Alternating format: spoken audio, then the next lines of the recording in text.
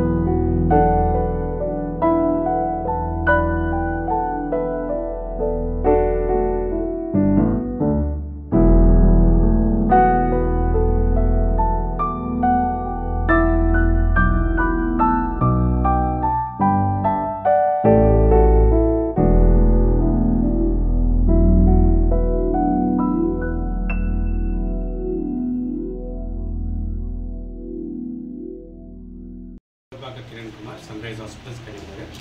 So ఈ మధ్యకాలంలో గుండె జబ్బులు వయసుతో సంబంధం లేకుండా వస్తున్నాయి. సో దానికి తగు జాగ్రత్తలు తీసుకోవాలి.